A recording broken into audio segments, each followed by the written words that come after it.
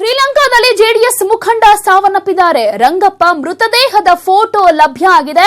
News 18 ಕನ್ನಡಕ್ಕೆ Rangappa ಮೃತದೇಹದ photo ಲಭ್ಯವಾಗಿದೆ. ಶ್ರೀಲಂಕಾದಲ್ಲಿ ಜೆಡಿಎಸ್ ಮುಖಂಡ ಕೂಡ ಸಾವನ್ನಪ್ಪಿದ್ದಾರೆ. ಕನ್ನಡಿಗರಲ್ಲಿ ಸಾವನ್ನಪ್ಪಿರೋದ್ರಲ್ಲಿ ಇವರು ಕೂಡ ಒಬ್ರು.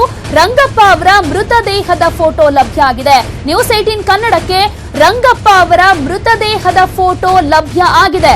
ಶ್ರೀಲಂಕಾಕ್ಕೆ ಪ್ರವಾಸಕ್ಕೆ ಹೋದಂತ ಸಂದರ್ಭದಲ್ಲಿ ಬಾಂಬ್ ಬ್ಲಾಸ್ಟ್ ನಲ್ಲಿ ಇವರು ಸಾವನ್ನಪ್ಪಿದ್ದಾರೆ. ಜೆಡಿಎಸ್ ಮುಖಂಡ ರಂಗಪ್ಪ ಕೂಡ ಸಾವನ್ನಪ್ಪಿದ್ದಾರೆ.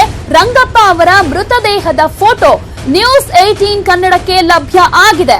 ಇನ್ನು ಕೊಲಂಬೋದಲ್ಲಿ ಜೆಡಿಎಸ್ ಮುಖಂಡ ರಂಗಪ್ಪ ಅವರು ಕೂಡ ಸಾವನ್ನಪ್ಪಿರುವಂತಹ ವಿಚಾರಕ್ಕೆ ಸಂಬಂಧಪಟ್ಟ ಹಾಗೆ ಅವ್ರ ಬಗ್ಗೆ ಯಾವುದೇ ಮಾಹಿತಿ ಕೂಡ ಸಿಗ್ತಾ ಇರಲಿಲ್ಲ. ಆದ್ರೆ ಇದೀಗ ಬಂದ ಮಾಹಿತಿಯ ಪ್ರಕಾರ ಅವರ ಮೃತದೇಹದ ಫೋಟೋ ನ್ಯೂಸ್ 18 ಕನ್ನಡಕ್ಕೆ ಲಭ್ಯ ಆಗಿದೆ. 8 ಮಂದಿ ಸ್ನೇಹಿತರ ಜೊತೆಗೆ ರಂಗಪ್ಪ ಅವರು ಕೊಲಂಬೋಗೆ ತೆರಳಿದ್ರು. ಚುನಾವಣೆಯಲ್ಲಿ ಮೈತ್ರಿ ಅಭ್ಯರ್ಥಿ ಕೃಷ್ಣ ಭೈರೇಗೌಡ ಅವರ ಪರ ಪ್ರಚಾರವನ್ನ ಕೂಡ ಮಾಡಿದ್ರು. ಚುನಾವಣೆ ಆದ ಮೇಲೆ ಸ್ನೇಹಿತರ ಜೊತೆ ಇವರು ಕೊಲಂಬೋಕ್ಕೆ ಪ್ರವಾಸಕ್ಕೆ ಅಂತ ತೆರಳಿದ್ರು. ಆದ್ರೆ ಉಗ್ರರ ಬಾಂಬ್ ಸ್ಫೋಟದಲ್ಲಿ ರಂಗಪ್ಪ ಅವರು ವಿಧಿವಶರಾಗಿದ್ದಾರೆ. ಇನ್ನು ಈಗಾಗಲೇ ರಂಗಪ್ಪ ಸ್ನೇಹಿತರು ಶ್ರೀಲಂಕಾಗೆ ತೆರಳುತ್ತಾ ಇದ್ದಾರೆ.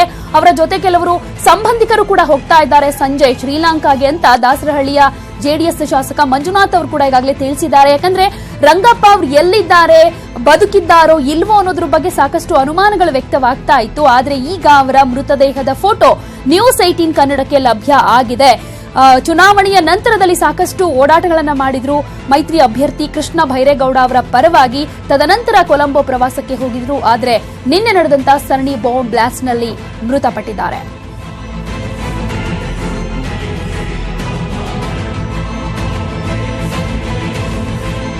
ಈ ಸಂಬಂಧವಾಗಿ ಎಂಎಲ್ಎ ಮಂಜುನಾಥ್ ಅವರು ನ್ಯೂಸ್ 18 ಜೊತೆ ಮಾತನಾಡಿದ್ದಾರೆ. ಅವ್ರು ಏನ್ ಹೇಳಿದ್ದಾರೆ ಕೇಳೋಣ. ಮೇಡಮ್, ನಾನು ಹೋಗ್ತಾ ಇಲ್ಲ. ಇನ್ನು ಒಂದು 8 ಜನ ಇಲ್ಲಿಂದ ಹೋಗ್ತಾ ಇದಾರೆ. 5:45 ಫ್ಲೈಟ್ ಹೋಗ್ತಾ ಇದಾರೆ. ಹೋಗಿ ಅಲ್ಲಿ ಸರಿಯಾಗಿ ಮಾಹಿತಿ ಸರಿಯಾಗಿ ನಮಗೆ ಸರಿಯಾಗಿ ಪಕ್ಕ ಮಾಹಿತಿ ಸಿಗ್ಲಿಲ್ಲ. ಅದನ್ನ ನಿರಂತರ ಸಂಪರ್ಕದಲ್ಲಿ ಮನೆ ಮುಖ್ಯಮಂತ್ರಿಗಳು ಎಲ್ಲಾ ಅಧಿಕಾರಿಗಳಿಗೂ ಸೂಚನೆ ಕೊಟ್ಟಿದ್ದಾರೆ. ಅದ್ರ ಪ್ರಕಾರ ಆಗ್ತದೆ. ಅಲ್ಲೂ ಡೆಲ್ಲಿ ಇವ್ರ ವಿದೇಶಾಂಗ ಮಂತ್ರಿ ಹತ್ರ ನಿರಂತರ ಮಾತಾಡಿದ್ದಾರೆ. ಅಲ್ಲಿ ಶ್ರೀಲಂಕಾ ಹೈಕಮಿಷನರ್ ಅವ್ರ ಹತ್ರನು ಸಂಪರ್ಕದಲ್ಲಿ ಇದ್ದಾರೆ. ನಮ್ಮ ಚೀಫ್ ಸೆಕ್ರೆಟರಿ ಅವರು, ಡಿಜಿ ಅವರು. ಅದರಿಂದ ಈ ಎಲ್ಲ ಆಗಿದೆ. ಅದರಿಂದ ಹಿಂದಿಂದ ನಮ್ಮ ಡಿಜಿ ಅವರೇ ಆತರ ಕೊಟ್ಟು 8 ಜನಕ್ಕೆ ಲೆಟರ್ ಕೊಟ್ಟು ಇಲ್ಲಿಂದ ಹೋಗ್ತಾ ಇದಾರೆ. ಇವಾಗ 5:45 ಫ್ಲೈಟ್ ಅಲ್ಲಿ ಏನಾಗಿದೆ, 450-500 ಜನ ಅಲ್ಲೆಲ್ಲ ಆಗಿ ಹಾಸ್ಪಿಟಲ್ ಇದ್ದಾರೆ. ಅದರಲ್ಲಿ ನಮ್ಮವ್ರು ಯಾರಾದ್ರೂ ಹೋದ್ರೆ ಐಡೆಂಟಿಫೈ ಮಾಡಬೇಕು ಅಂತ ಅವ್ರು ಹೇಳ್ತಾ ಇದ್ದಾರೆ. ಆ ತರ ಆಗಿದೆ. ಅದರಿಂದ ಇಲ್ಲಿ ನಮ್ಮೆಲ್ಲ 5:45 ಫ್ಲೈಟ್ ಇಲ್ಲಿಂದ ಹೋಗ್ತಾ ಇದ್ದಾರೆ ನಮ್ಮವ್ರೆ.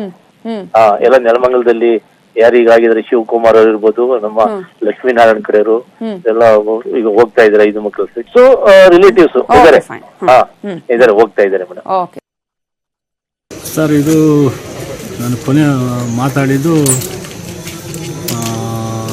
ಸೋಮವಾರ ಮಾತಾಡಿದೆ ಸರ್. ನಮ್ಮ ಶಾಸಕರ ಆಫೀಸ್ನಲ್ಲಿ ಸೋಮವಾರ ಕಳೆದ ಸೋಮವಾರ ನಮ್ಮ ಆಫೀಸಲ್ಲಿ ಯಾವ ರೀತಿ ಚುನಾವಣೆ ಬಗ್ಗೆ ಮಾತಾಡಿದ್ರೆ, ಚುನಾವಣೆ ಮುಗಿದ ಮೇಲೆ ಶಿವಮೊಗ್ಗ ಹೋಗ್ತೀವಿ ಅಂತ ನಮ್ಮ KG ಹನುಮಂತರಾವ್ ನಮ್ಮ ಪಕ್ಷದ ಮುಖಂಡರು ದಾಸಹಳ್ಳಿ ಕ್ಷೇತ್ರದ ಇದು ಒಟ್ಟಿಗೆ ಶಿವಮೊಗ್ಗ ಹೋಗ್ಬೇಕು ಅಂತ ಮಾತಾಡ್ತಾರೆ. ಸೋಮವಾರ ಮತ್ತೆ ಮಂಗಳವಾರ ಮಾತಾಡಿದ್ವಿ. ಅದಾದಮೇಲೆ ನಾನು ಮಾತಾಡಲಿಲ್ಲ ಸರ್. ಅದಾದಮೇಲೆ ಬೆಳಿಗ್ಗೆ ನನಗೆ ಮಾಹಿತಿ ಬಂತು. ನಮ್ಮ ಶಾಸಕ ಮುಖ ಫೋನ್ ಮಾಡಿದ್ರು. ಫೋನ್ ಮಾಡಿಬಿಟ್ಟು ನಿಮ್ಮ ತಮ್ಮ ಶ್ರೀಲಂಕಾ ಹೋಗಿದ್ದಾರೆ ನಿಜಾನ ಅಂತ. ಅವರು ಮಾತಾಡೋಕ್ಕಾಗ್ತಾಯಿಲ್ಲ. ಅವ್ರ ಕೈಲೂ ನಮ್ಮ ಶಾಸಕರಲ್ಲೂ ಮಾತಾಡೋಕ್ಕಾಗ್ತಾಯಿಲ್ಲ. ಸೊ ಹೌದಣ್ಣ ಅಂದೆ. ಏನೋ ಹೆಚ್ಚು ಕಮ್ಮಿ ಆಗುತ್ತೆ ಅನ್ನೋದು, ಅನಾಹುತ ಏನೋ ಆಗುತ್ತೆ, ಸ್ವಲ್ಪ ಮಾಹಿತಿ ತೊಗೊತೀನಿ ಅಂತೇಳಿ ನಾನು ನ್ಯೂಸ್ ಚಾನಲ್ನ ನಾನು ನೋಡಿದೆ. 7 ಜನ JDS ಮುಖಂಡರು ನಾಪತ್ತೆ ಆಗಿದ್ದಾರೆ ಅಂತ ಹೇಳಿದ್ರು. ಅವಾಗ ಒಂದು ಸ್ವಲ್ಪ ಧೈರ್ಯ ಬಂತು. ನಾಪತ್ತೆ ಆಗಿದ್ದಾರೆ ಅಂದ್ರೆ ಸ್ವಲ್ಪ ಧೈರ್ಯ. ಅದೇ ಒಂದು ಇದರಲ್ಲಿ ಅದೊಂದು ಮಾಹಿತಿ ಅಷ್ಟೇ ಗೊತ್ತು. ನ್ಯೂಸ್ ನಮ್ಮಿಂದ ಆಗ್ತಾಯಿಲ್ಲ. ಏನು ಅದೇ ನಮ್ಮ ನಾಯಕರು ಕುಮಾರಣ್ಣವರು ಮಾಹಿತಿ ತೊಗೊತೀವಿ ಅಂತ ಹೇಳಿದ್ದಾರೆ. ನಮ್ಮ ಶಾಸಕರು ಕೂಡ ಬೆಳಗಿನ ಪ್ರಯತ್ನ ಪಡ್ತಾಯಿದ್ದಾರೆ. ಇನ್ನು ಮಾಹಿತಿ ಬಂದಿಲ್ಲ. ಈಗ ಭಾನುವಾರ ನೈಟ್ ಅಂದರೆ ಸೋಮವಾರ ಬೆಳಗ್ಗೆ ಬರ್ತೀವಿ.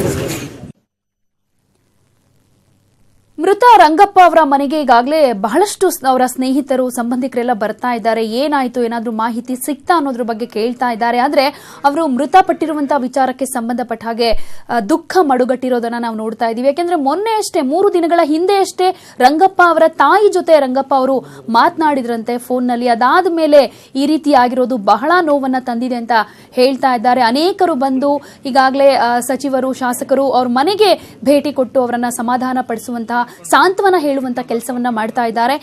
ರಂಗಪ್ಪ ಅವರ ಮಗ ಅವರನ್ನು ಕೂಡ ನೋಡ್ತಾ ಇದೀವಿ. ಒಂದ್ ರೀತಿ ಟೆನ್ಷನ್ ಅಲ್ಲಿ ಇದ್ದಾರೆ. ಏನಾಗಿದೆ ಏನು ಅಂತ ಗೊತ್ತಿಲ್ಲ.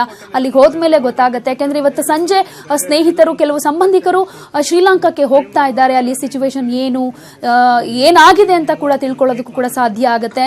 ಹಾಗಾಗಿ ತೆರಳ್ತಾ ಇದೀವಿ ನಾವು ಅಂತ ಹೇಳ್ತಾ ಇದ್ದಾರೆ. ಅದು Indian help line Sri Lanka ಕೊಲಂಬೋಲಿರೋದು. Sushma Swaraj tweet ಮಾಡಿರೋ ನಂಬರ್ ಸ್ಪ್ರೆಡ್ ಮಾಡಿದ್ರು.